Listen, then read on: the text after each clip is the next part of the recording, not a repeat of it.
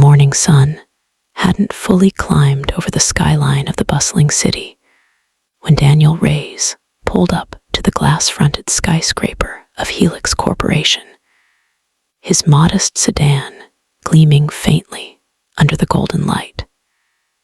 He wasn't a high-ranking executive or a sharply dressed manager.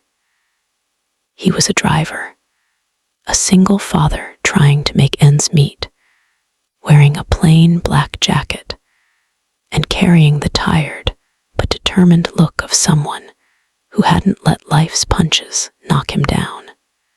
Every morning, he drove his old but well-kept car to this same building to pick up important people who barely noticed him, because that was his job. But behind that calm face was a story no one knew. Daniel wasn't just a driver. He was once a mechanic, a dreamer who had started his own small garage until a devastating accident took his wife away and left him with his 6-year-old son, Leo. The hospital bills, the grief, and the crushing loneliness had forced him to sell everything he had. Now, the same hands that once fixed engines were holding a steering wheel, driving the wealthy from one meeting to another. Yet Daniel never complained. Every morning, he told his son, "Hard work and kindness never go to waste, Leo." Those words were his armor. That morning, however, was different. The air inside Helix Corporation was tense. The employees whispered among themselves that the CEO, Victoria Hale, was in one of her moods again. Victoria was known as the Ice Queen, brilliant, powerful, and ruthless. She had built Helix from the ground up after inheriting her father's failing logistics firm and turning it into one of the country's most efficient transportation companies. But success had hardened her heart. She valued results over people, control over compassion. And today, she was running late for an international investor meeting. As Daniel pulled the car to the front entrance, he saw her storming out of the building, her heels clacking against the marble like gunshots. "Mr. Reyes," she snapped before even reaching the car. "You were supposed to be here 10 minutes ago." Her voice sliced through the air, and several employees stopped to watch. Daniel stepped out immediately, opening the door for her, keeping his tone gentle and calm. "I'm very sorry, ma'am. There was unexpected traffic near the expressway, but I left early too. I don't want excuses." She cut him off, her voice rising. "Do you realize how much time I've lost because of your incompetence? Do you even understand what punctuality means in this company?" Her words hit him like stones, but Daniel stayed composed. "I understand, ma'am. I'll make sure it never happens again." She glared at him, noticing his old shoes and slightly worn jacket.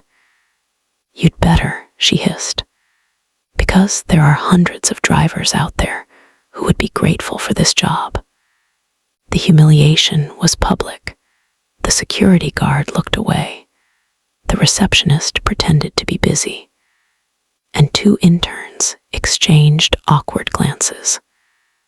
But Daniel just nodded, opened the door silently, and let her step inside.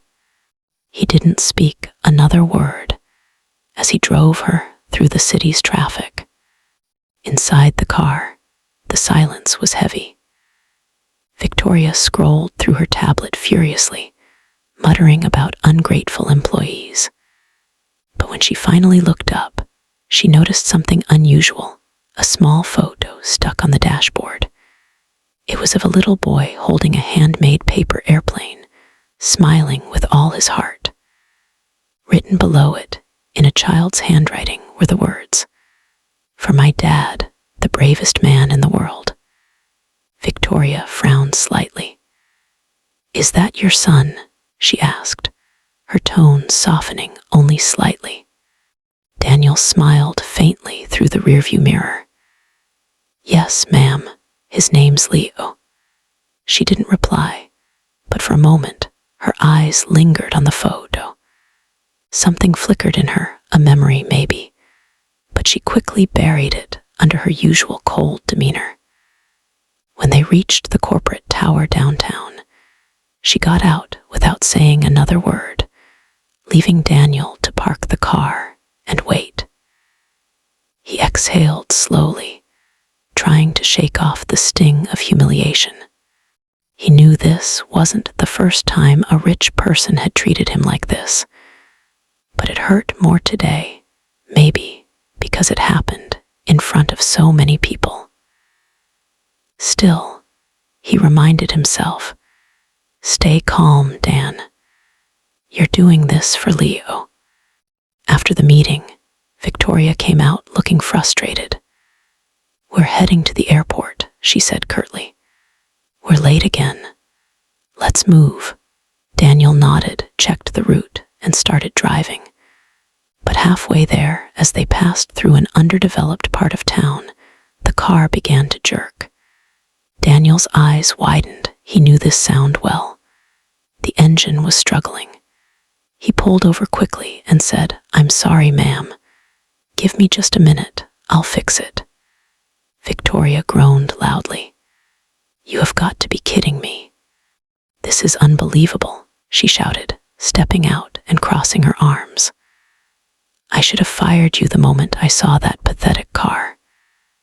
Daniel popped the hood and started working, ignoring the sting of her words.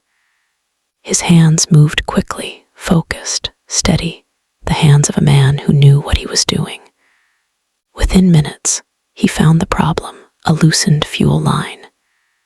Using nothing but a wrench and a piece of wire, he managed to secure it. When he turned the key, the engine roared back to life. He smiled and wiped his hands. "All set, ma'am."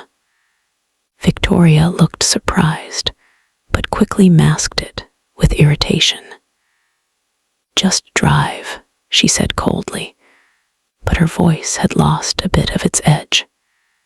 She noticed how calm he had remained under pressure, something she rarely saw even in her top executives. When they reached the airport, Victoria rushed to the terminal while Daniel waited by the car. She disappeared inside, and he thought that was the end of it. But as fate would have it, the meeting she was attending with international partners was delayed due to weather. When she returned 2 hours later, she found Daniel still waiting in the same spot, reading a small, worn-out book. It was a children's storybook, The Little Engine That Could.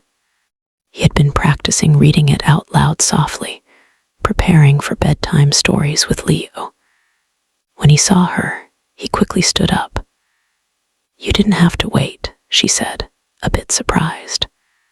"I always wait, ma'am," he said kindly. "It's my job to make sure you get home safely." She looked at him, puzzled by his sincerity. Most drivers would have left or complained. Daniel smiled.